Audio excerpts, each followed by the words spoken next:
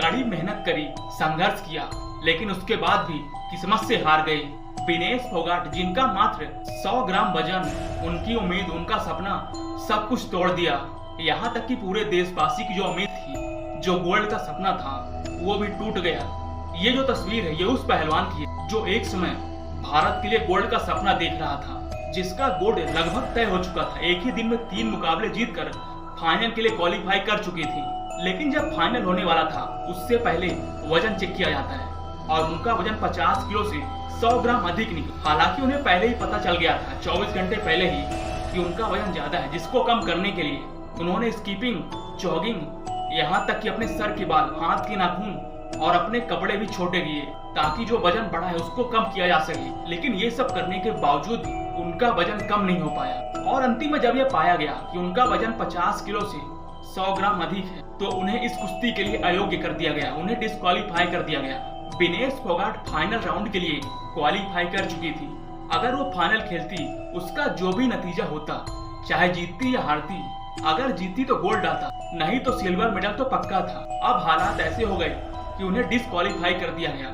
अब उन्हें कोई भी मेडल नहीं मिलेगा। विनेश फोगाट की उम्मीदें, सालों की मेहनत, उनका सपना अब टूट चुका है। विनेश फोगाट एक शेरनी की तरह आई। उन्होंने एक के बाद एक लगातार 3 मुकाबले जीतकर फाइनल में अपनी जगह पक्की कर ली थी। अब एक मुकाबला और बचा था। उनके चर्चे चारों तरफ हो रहे थे, हर कोई उनकी तारीफ कर रहा था, लेकिन उनका सपना सच नहीं हो पाया। उनकी ये निराशा बता रही कि उन्हें कितना दुख है। खिलाड़ियों का सपना होता है गोल्ड लाने का, और हम वहां तक पहुंच गए, और वहां से पहुंच के जब वापस लौटते हैं तो बहुत बुरा लगता है। प्रधानमंत्री ने भी विनेश फोगाट के लिए पोस्ट किया कि आप एक चैंपियन हैं, आप एक चैंपियन की तरह खेलें। हमारे पहलवान को ना जाने किसकी नजर लग गई।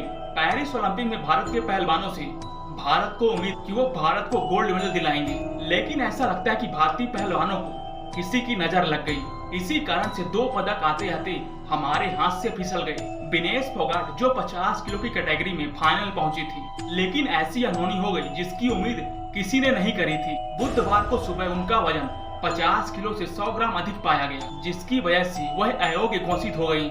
इससे पहले निशा दहिया, जो 68 किलो की कैटेगरी में क्वार्टर फाइनल में जीत के करीब थी, लेकिन उनके हाथ में लगी चोट के कारण उनका हार का कारण बनती। और भारत के दोनों पहलवान जो भारत को मेडल दिला सकते, लेकिन ऐसा हो नहीं पाया। सभी ने उनके खेल, उनकी हिम्मत की तारीफ करी।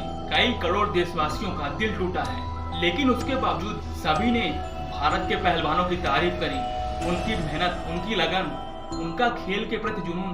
पहलवानों ने एक योद्धा की तरह लड़ा, अपने सारे मुकाबले में अंतिम तक अपनी हार नहीं मानी।